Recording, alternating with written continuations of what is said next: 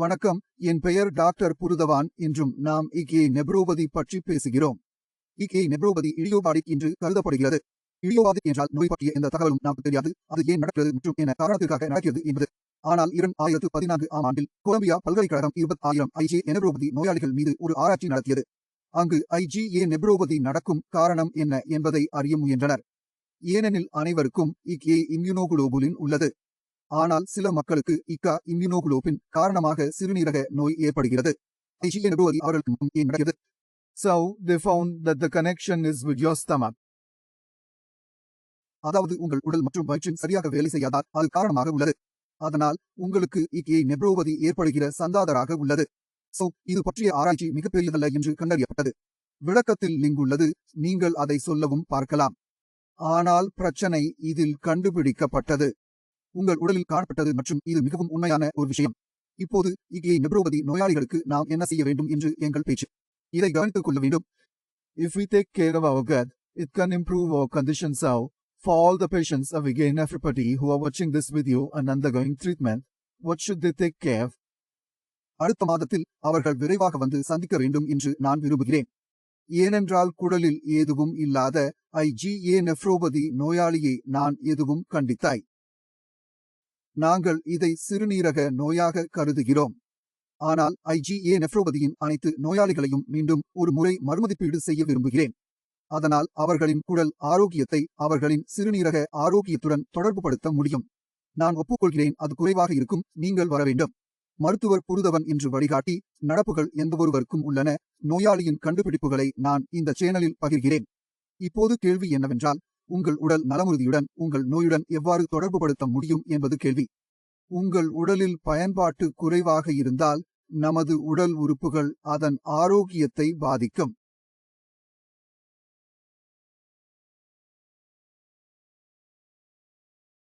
நமது குடல்கள் எளிமையானவை. திரையில் நீங்கள் காணும் போது அவை ஒரு டியூப் போன்றவை என்று நீங்கள் நினைக்கலாம். ஆனால் அது அப்படியில்லை. நாம் அதை ஆழமாக பார்த்தால் இங்கே பல பாக்டீரியாக்கள் உள்ளன என்பதை காணலாம். நல்ல பாக்டீரியாக்களும் கெட்ட பாக்டீரியாக்களும் உள்ளன. அவை உணவை ஜீரணிக்க உதவுகின்றன. மகிழ்ச்சியுள்ளவர்கள் அதை உணர்ந்து கொள்ளும்போது அவர்கள் உடலில் பல சாரங்கள் உருவாக்குகின்றன. இது நம் உடலை வட்ட வடிவில் இயக்க உதவுகிறது. எங்கள் குடல் நலம் உங்கள் உடல் மற்றும் மூளைகளுக்கு உள்ள உறவு வெளிப்படுத்துவது விரைவில் புரிந்து கொள்ளப்படுகிறது. ஒற்றை தலைவலி ஒரு தலைவலி என்றும் நாங்கள் நினைக்கிறோம். ஆனால் அதன் உறவு நம் குடலில் உள்ளது. பார்கின்சன் நோய், அல்சைமர் நோய் என்று இருக்கும் உறவுகள் அமைக்கப்பட்டுள்ளன. உங்கள் உடலின் பகுதிகளில் ஏற்படும் நோய்களில் ஒன்றாகும் என்று கூறப்படுகின்றன. இப்போது நான் ஏன் இதை பற்றி பேசுகிறேன் என்று நாமும் முயற்சிக்கின்றோம். The research paper also states that IgA nephropathy is more commonly found in Asia and the Asia-Pacific region. இது ஆப்பிரிக்க நாடுகளில் காணப்படவே இல்லை. இப்போது என்ன நடக்கும் என்றால், எங்கள் உடல் ஒருபோதும் அருகிலுள்ள நோய்களுக்கு வழிவகுக்கப்படுகின்றது. நாம் ஏன் அங்கு குறைவாக பார்க்கிறோம்? அதற்கு காரணம் நமது மரபணுக்கள் தான். சில மரபணுக்களால் நமது குடல்கள் விரைவாக பாதிக்கப்படுகின்றன. சில இடங்களில் நமது மரபணுக்கள் காலப்போக்கில் மாறத் தொடங்குகின்றன. தலைமுறையாக நாம் உண்ணும் உணவு அல்லது சரியாக ஜீரணிக்க முடியாத உணவு எங்கள் உடலின் மரபணுக்களின் பாதிக்கம் தொடங்குகின்றது. இதனால் ஐஜே நெப்ரோபதி ஆசிய நாடுகளில் மேலும் பெறுகின்றது. இப்போது நாம் என்ன செய்ய வேண்டும் என்பதை பற்றி பேசலாம். இன்று முதல் நமது குடல் ஆரோக்கியத்தை மேம்படுத்த தொடங்க வேண்டும். இப்போது குடல் ஆரோக்கியத்தை எவ்வாறு தீர்மானிப்பது? இது மிகவும் முக்கியமானதாகிறது. எனவே மல விளக்கப்படம் கை கொடுக்கும். இப்போது உங்கள் கையில் ஒரு மல விளக்கப்படத்தை பார்க்கிறீர்கள். இதில் மலத்தின் வடிவம் காட்டப்பட்டுள்ளது. இது உங்கள் குடலில் என்ன நடக்கிறது என்று சொல்கிறது. If the stool is very hard, it means you are constipated. அது கடினமாக இருக்கின்றது மற்றும் பின்னர் மென்மையாக இருக்கின்றதும் அது மலச்சிக்கலாகவும் கணக்கிடப்படுகிறது. ஆனால் உங்கள் மலம் பாம்பு போல நீளமாக இருந்தால் அது நல்ல உடல் நலம் குறிக்கிறது. எனவே நம் வயிற்றை மதிப்பிட நம் மலத்தை தீர்மானிக்க வேண்டும். மலத்தில் நல்ல பசை இருந்தால் நம் உடல் ஆரோக்கியம் நல்லது என்று கருதுகிறோம். நம் வயிற்றை ஒரு நாளில் ஒரு முறை சுத்தம் செய்தால் மட்டும் குடல் ஆரோக்கியம் நல்லது என்று நாம் கருதுகிறோம்.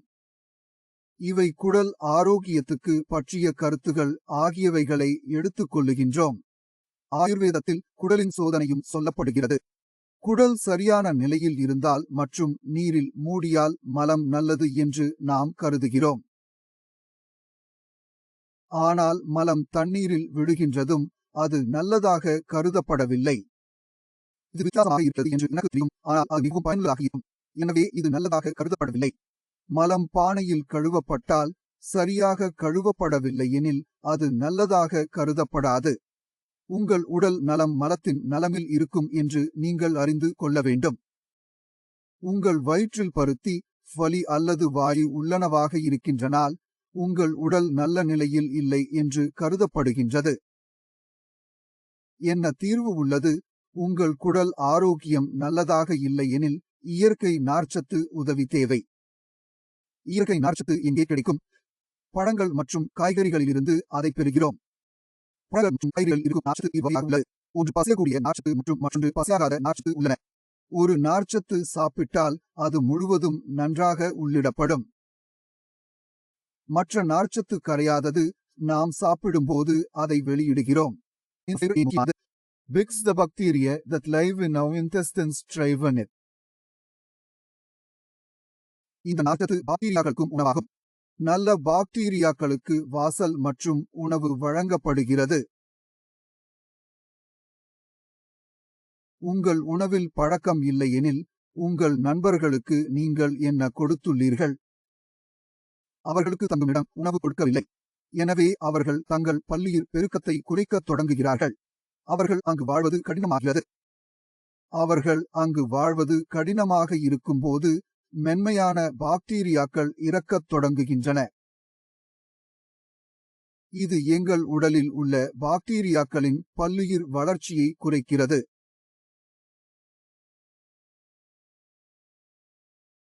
பல வகையான நார்ச்சத்துகளை உட்கொள்வதே தீர்வு. தினமும் ஒரு பழம் சாப்பிடக்கூடாது. முடிந்தவரை காய்கறிகளை சாப்பிட முயற்சி செய்யுங்கள்.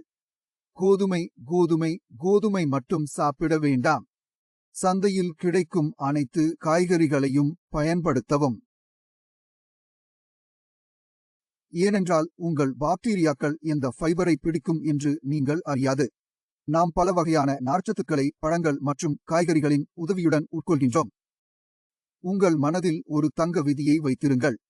ஒவ்வொரு வாரமும் 3040 வகையான காய்கறிகள் மற்றும் பழங்களை சாப்பிடுங்கள். இக்கன்பி உலர் பழங்கள் லைக் ஆப்பிள், பப்பாளி, வாழைப்பழம், அன்னாசி and other fruits. எதை வேண்டுமானாலும் எடுத்துக் கொள்ளுங்கள். ஆனால் சிறுநீரக நோயாளிகளுக்கு மற்றொரு பிரச்சினை உள்ளது.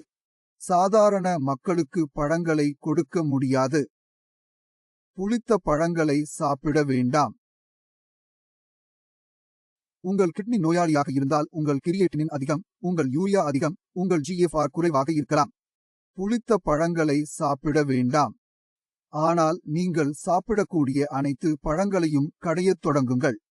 ஒரு நாள் நாவல், ஒரு நாள் பப்பாளி, ஒரு நாள் ஆப்பிள், ஒரு நாள் பேரிக்காய் சாப்பிட்டோம். அவற்றை சுழற்றத் தொடங்குங்கள். சாலட்களையும் சேர்த்துக் கொள்ளுங்கள். பழங்களுக்கு கட்டுப்பாடுகள் உள்ளன. ஆனால் சாலட்களுக்கு மிக குறைவான கட்டுப்பாடுகள் உள்ளன. தக்காளி தவிர அனைத்து சாலட்களையும் சாப்பிடலாம். அது முட்டைக்கோஸ், புரோக்கோலி, கேரட், முள்ளங்கி, வெங்காயம்.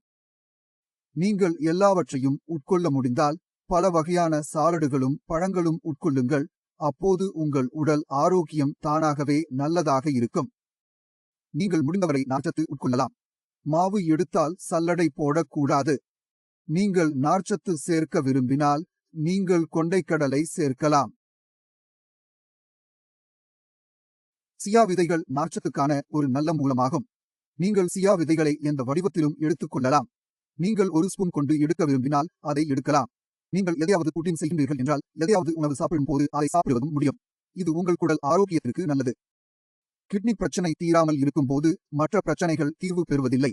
உங்கள் நீரிழிவு மற்றும் பிபி ஆகியவை கடந்து கொண்டு உடல் நன்மைகளுடன் கட்டுப்படுத்தப்படுகின்றன. பிபி, சர்க்கரை, கொலஸ்ட்ரால் போன்றவற்றை எவ்வாறு கட்டுப்படுத்துவது? இதை அடுத்த வீடியோவில் சொல்கிறேன். ஆனால் இப்போது நீங்கள் நெஃப்ரோபதி உள்ளவரா இல்லையா என்று நாங்கள் கருதுகிறோம். உங்களுக்கு அதிக அளவு கிரியேட்டினின் இருக்கிறதா இல்லையா? உங்களுக்கு கிரியேட்டினின் அதிக நிலை உள்ளது என்று நீங்கள் சிந்திக்க வேண்டும். உங்கள் குடல் பற்றி நீங்கள் சிந்திக்கத் தொடங்குகிறோம். இன்டர்செயின்ஸுக்கு நான் என்ன கொடுக்க வேண்டும்? என் நண்பர்களுக்கு நான் என்ன கொடுக்க வேண்டும்? எங்கள் நுண்ணியைக்கு நான் என்ன கொடுக்க வேண்டும்? எனவே உங்கள் மனநிலை மாறத் தொடங்கும். விதவிதமான காய்கறிகள், பழங்களை சாப்பிட ஆரம்பிப்பீர்கள். இது உங்கள் உடலுக்கு நல்லது. எந்த நஷ்டமும் இல்லை. எனவே நீங்கள் உங்கள் உணவை மதிப்பீடு செய்கிறீர்கள். இன்று என்ன சாப்பிட்டாய்? உங்கள் உணவில் நார்ச்சத்து இருந்ததா? இல்லையா? பின்னர் காலையில் அதை தீர்ப்பிடுங்கள். உங்கள் மல பரிசோதனை நன்றாக பார்க்கவும் பெற்றால் நீங்கள் நல்ல பொருளாதாரம் செய்துள்ளீர்கள். உங்கள் மல பரிசோதனை தோல்வியுற்றால் உங்கள் உடலுக்கு நன்மை செய்யும் பலங்கள் குறைகின்றன. நடப்பு அதை அடுத்த முறை முடிக்க வேண்டும். இந்த முறையில் உங்களை மதிப்பிடுவதன் மூலம் இந்த விஷயங்களை புரிந்து கொள்ள ஒரு வாரம் தேவைப்படும். நீங்கள் புரிந்து கொள்ளும் போது யாரும் உங்களை ஆரோக்கியமாக இருக்க முடியாது. நமது இடையேயான உறவின் IgA மற்றும் குடல் ஆரோக்கியத்திற்கு இருக்கும் சாத்தியத்தை நீங்கள் புரிந்து கொள்ள முடியும் என்று நம்புகிறேன். நான் அதை உறுதிப்படுத்தவில்லை. நாம் அதை செய்யலாம் என்று செய்யுங்கள். நான் உங்களுக்கு கொடுத்த தீர்வு எந்த பாதிப்பும் இல்லை. கண்டிப்பாக ஒரு முறை முயற்சி செய்து பாருங்கள். My request is for all IgA and gut health patients who haven't visited the clinic in a long time to come and visit once. அதனால் அவர்களின் குடல் ஆரோக்கியம் மற்றும் நிலை குறித்த உறவை நாங்கள் புரிந்து கொள்ள முடியும். இதன் மூலம் அடுத்த வீடியோவில் உங்களை சந்திப்பேன் என்று சொல்ல விரும்புகிறேன். அதுவரை வணக்கம்.